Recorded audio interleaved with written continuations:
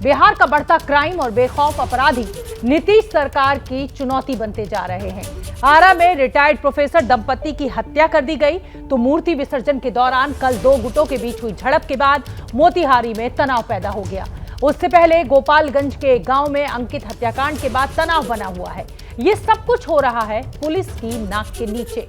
आरा में हर्ष फायरिंग के दौरान एक शख्स की मौत हो गई और उसके बाद लोगों का गुस्सा भड़क गया। लोगों ने सड़क जाम कर दी।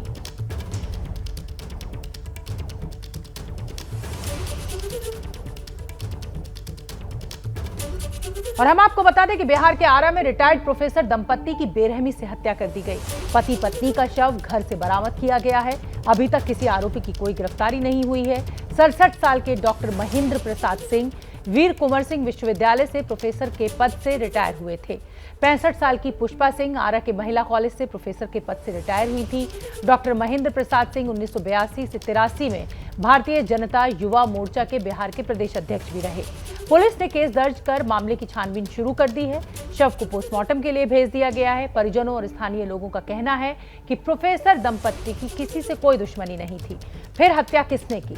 पुलिस हर एंगल से इस जांच में जुटी हुई है। पुलिस के मुताबिक प्रोफेसर दंपति की हत्या के लिए किसी धारदार हथियार का इस्तेमाल किया गया।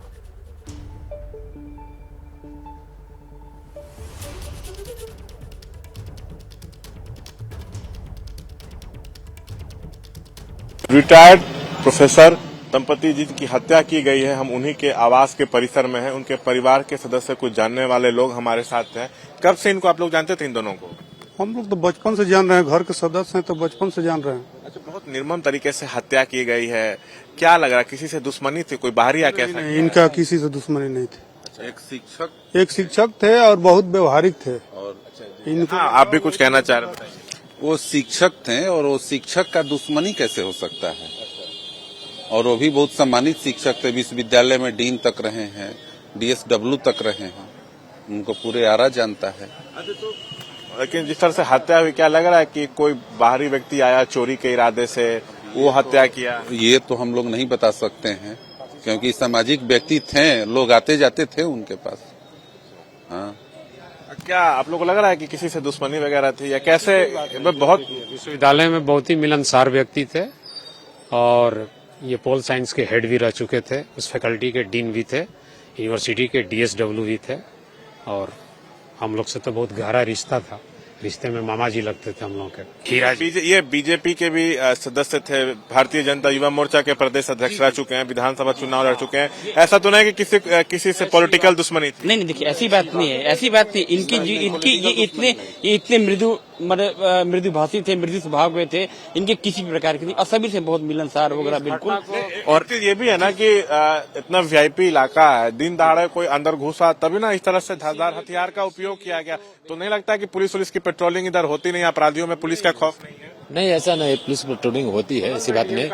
बगल में DM का आवास है, ऐसा नहीं है। कोई अपना आदमी आया, कौन गया, कोई तो पता नहीं कर सकते हैं। हम उनके गुरु हैं।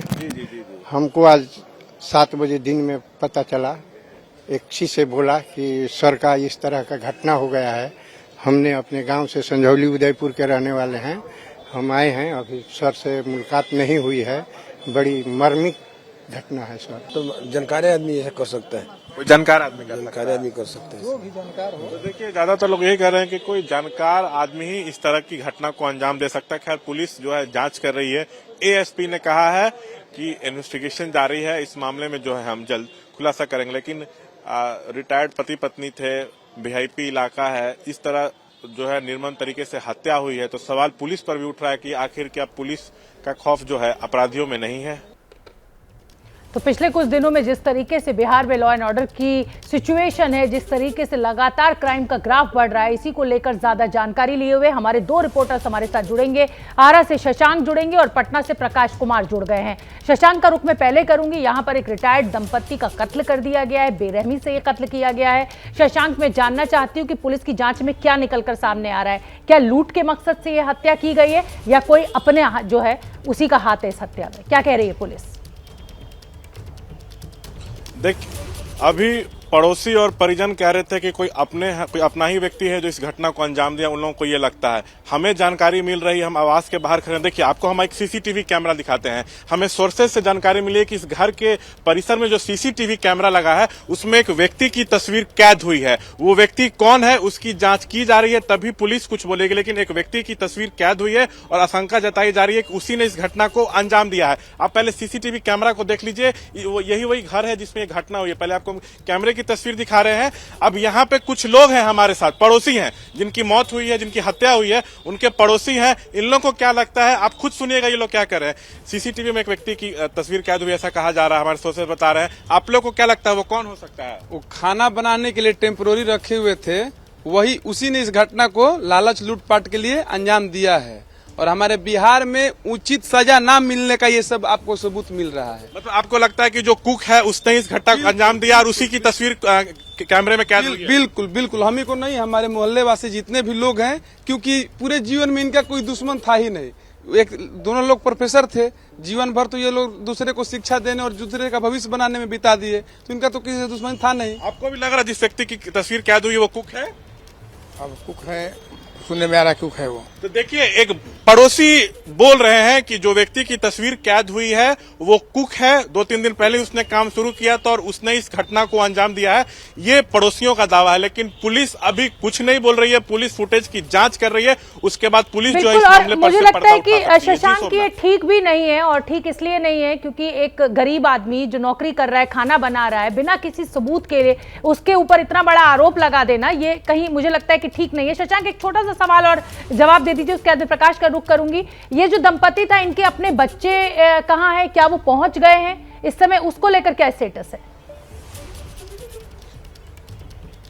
देखिए, इनकी 3 बेटियां हैं। एक बेटी जो है लखनऊ से अपने पति के साथ यहाँ पे आ चुकी है, लेकिन उन लोग बहुत बोलने की स्थिति में नहीं है। उनकी तस्वीरें हमने भेजी हैं। एक बेटी यहाँ आई है, दूसरी बेटी शाम तक यहाँ पहुंचेगी और देर शाम जो है अंतिम संस्कार किया जाएगा। अभी सबको पोस्टमार्टम के लिए सदर अस्पताल में यहाँ पर ले जाया गया। मैं आपको बता दूं कि रिटायर्ड प्रोफेसर तो थे, लेकिन साथ में ये बीजेपी के भी नेता थे। 1982-83 में बीजेवाईएम बिहार के अध्यक्ष थे। 1990 में चुनाव भी लड़ चुके हैं बिहार से। ठीक है, बने रहिए शशांक आप, और अपने दर्शकों को बता दें कि बिहार के मोतिहारी में भी कल मूर्ति विसर्जन के दौरान 2 गुटों के बीच विवाद हो गया। विवाद इतना बढ़ गया कि हिंसा शुरू हो गई, दोनों आपस में भिड़ गए, जमकर मारपीट हुई, दोनों ने एक दूसरे के ऊपर खूब जमकर पत्थर चलाए। मौजूद जो पुलिसकर्मी थे उन्होंने हालात को संभाला, लेकिन हालात इतने बिगड़ गए कि भारी संख्या में पुलिस बल तैनात करना पड़ा। घटना की सूचना मिलते ही तमाम आला अधिकारी मौके पर पहुंचे, डीएम और एसपी भी मौके पर पहुंचे। तनाव पैदा करने वालों की पहचान कर धरपकड़ चल रही है। तो मूर्ति विसर्जन के समय पत्थरबाजी हुई, विवाद इतना बढ़ गया, हिंसा शुरू हो गई। बिहार के मोतिहारी की यह घटना, ये तस्वीरें हम आपको दिखा रहे हैं कि कैसे छोटी सी झड़प जो थी वो हिंसक हो गई। पुलिस बल जो वहां पर तैनात था उसने स्थिति पर काबू पाया, जमकर एक दूसरे के ऊपर पत्थर और लट्ठ चले। गाली गलौज की आवाज जो है उसको हमने बीप किया है, तो ये आप देख सकते हैं। धार्मिक कार्यक्रम, मूर्ति विसर्जन का कार्यक्रम, और इसमें जमकर भीड़ हिंसक हो गई।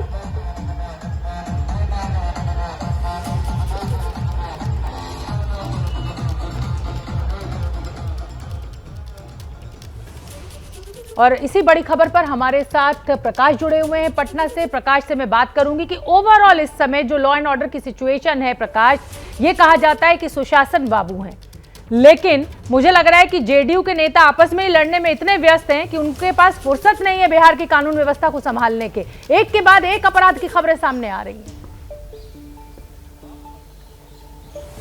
देखिए शोभना, बिहार में इन दिनों नीतीश कुमार जो मुख्यमंत्री हैं वो समाधान यात्रा पर निकले हुए हैं और हर ज़िले में वो जा रहे हैं, दौरा कर रहे हैं। तो ऐसे में उनका दावा था कि विकास कार्यों की योजनाओं को देख रहे हैं, पर सवाल ये उठता है कि नीतीश कुमार ने साफ तौर पे कहा था कि 3C यानी क्राइम, करप्शन और कम्युनलिज्म, इन पर कोई समझौता वो नहीं करेंगे। तो ऐसे में राजनीतिक तौर पर हर कोई देख रहा है कि किस तरह से वो तेजस्वी यादव, जिन पर भ्रष्टाचार का आरोप लगा है, उसके साथ खड़े हैं और वो आरोप लगा रहे हैं कि केंद्र सरकार जो एजेंसीज़ हैं वो उनको फंसा रही है। दूसरी तरफ जो करप्शन की बात है उसको लेकर के भी जो महागठबंधन में सुधाकर सिंह हैं आरजेडी के एमएलए या फिर विजय मंडल जो एमएलए हैं, उन लोगों ने भी खुलकर कहा है कि किस तरह से करप्शन है पूरे बिहार में, ब्लॉक से लेकर अंचल से लेकर जिला स्तर पर या फिर केंद्रीय स्तर पर यानी कि राज्य स्तर पर। तो ऐसे में अब तीसरा बचता है और वो है क्राइम। तो क्राइम को लेकर नीतीश कुमार का जो इकबाल था, जिस तरह से वो काम करते थे, अभी फिलहाल ये जरूर कहा जा सकता है कि जैसे पहले स्टेट स्पॉन्सर्ड जो लोग जो संरक्षित करते थे, जो गुंडा राज था, वो अभी तो फिलहाल नहीं है, लेकिन कहीं ना कहीं पकड़ ढीली हुई है। और जब से नए डीजीपी आए हैं, ये उम्मीद की जा रही थी कि इन पर लगाम लगेगा, लेकिन सबसे जो खराब बात यह है कि आसानी से बिहार में लोग कट्टा लेकर निकल जाते हैं, बंदूक लेकर निकल जाते हैं, राइफल लेकर निकल जाते हैं। आप देख रहे होंगे कि किसी भी कार्यक्रम में, कोई भी मनोरंजन कार्यक्रम हो रहा है, स्टेज शोज हो रहे हैं, तो उसमें आराम से लोग गोली चला रहे हैं, फायरिंग हो रही है। इस पर रोक नहीं लग पा रहा है, जिस वजह से चाहे छोटी दुश्मनी हो या बड़ी दुश्मनी हो, लोग आसानी से गोली मार दे रहे हैं। तो वहीं दूसरी तरफ जो सांप्रदायिक तनाव है वो भी किसी न किसी बात पर लेकर फैल जा रहा है। प्रकाश, यहाँ ये भी समझने की बेहद जरूरत है, यहाँ पर ये भी समझने की जरूरत है कि सिर्फ सरकार को क्या जिम्मेदार ठहराया जा सकता है? जो अशिक्षा है, जो बेरोजगारी है, क्या इस क्राइम के पीछे वो एक बड़ी वजह नहीं है? और वो भी पिछली सरकारों की, चाहे ये सरकारों, नाकामी माना जाएगा।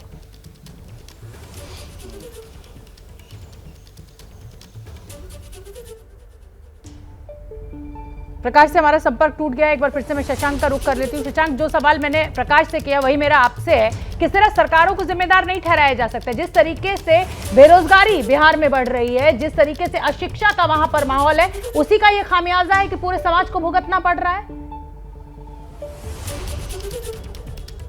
देखिए, ये भी एक पार्ट हो सकता है, क्योंकि बेरोजगारी बिहार में बहुत है और जो घटनाएं होती हैं उसमें यंग लड़कों का ही नाम आता है। सरस्वती पूजा में हवाई फायरिंग जो है पुलिस के सामने जो है पटना में युवा लड़के कर रहे थे, जिसमें गोली लगने से एक व्यक्ति की मौत भी हो गई, वो भी युवा ही था।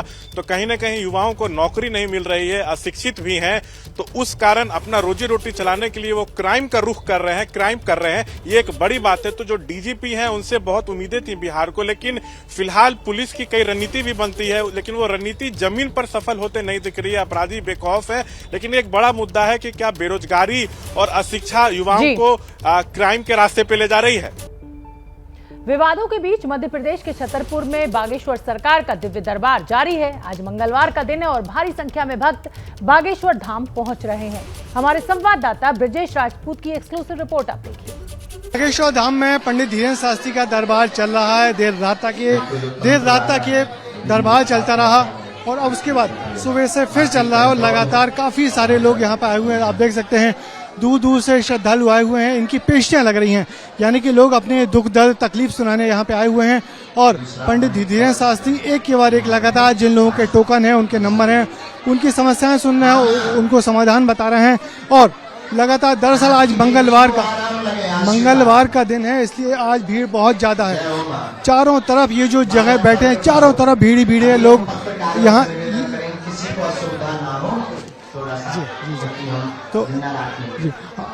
तो लगातार दिखा रहे हैं। और आप बाहर देखिए कितनी लंबी भीड़ लगी हुई है, दूर दूर तक भीड़ ही भीड़ है। और ये सारे वो लोग हैं जो मंगलवार को यहाँ पर आते हैं और एक ये पंडित धीरेन्द्र शास्त्री की एक झलक पाने के लिए बेताब होते हैं। सबके पास अपनी दुख तकलीफें हैं। आने वाले लोग कहीं उत्तराखंड, बिहार, उत्तर प्रदेश, झारखंड, बिहार लगातार चले आ रहे हैं। तो आपकी क्या स्वामी जी से बात हो गई? कहाँ से हैं? मैं कुलपहाड़ से।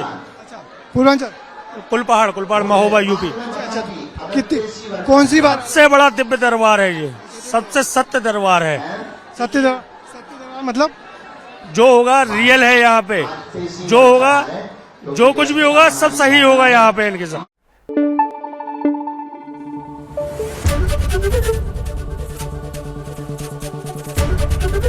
एबीपी न्यूज आपको रखे आगे।